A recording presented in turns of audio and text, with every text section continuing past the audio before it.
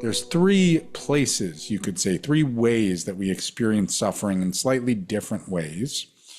The first is called the suffering related to change, right? So, summer is over and it went by too fast.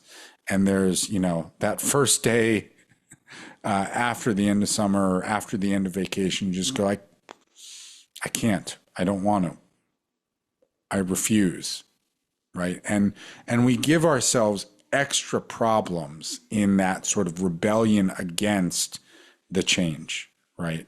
We can't accept all the things that we do.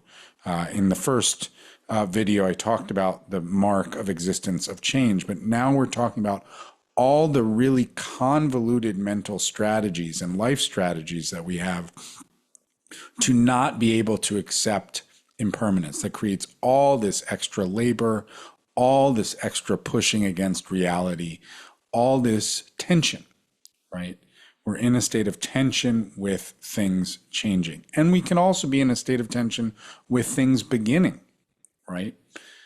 We can constantly brace against that as well. So the suffering related to change, which means the suffering where we are not aware and not able to handle change. The second type of suffering is just sometimes things happen that you don't want to have happen,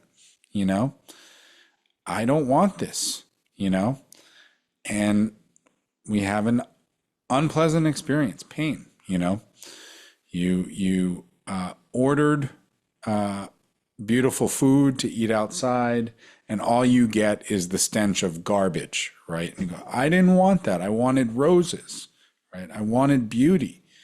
And there's a suffering when the I don't wanna becomes very intense, and there's again a kind of tension with or misalignment with the moment. And rather than it just being like, this isn't what I wanted, but okay, like that was a hard moment, but now it's gone.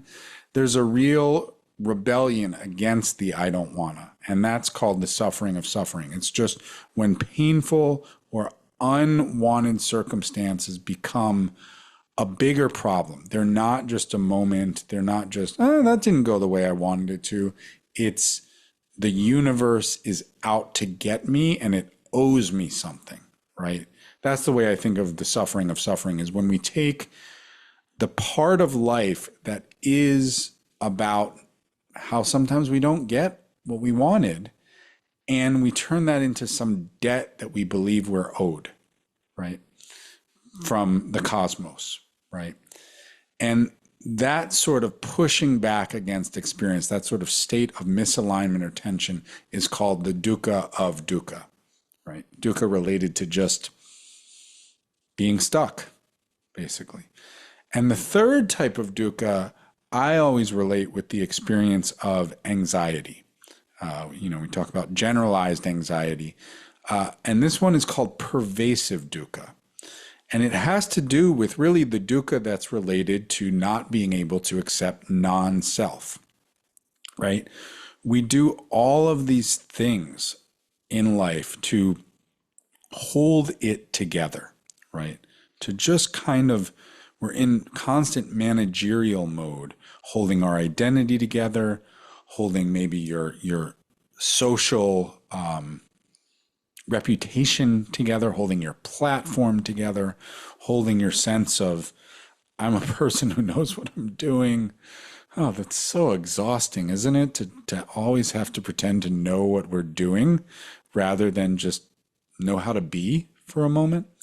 So all of that exhausting work to just try to hold a narrative of self together is called the all-pervasive suffering, the general anxiety, or even sometimes it's called general misery, which it's pretty underlying, but just of trying to hold together what isn't so hold togetherable.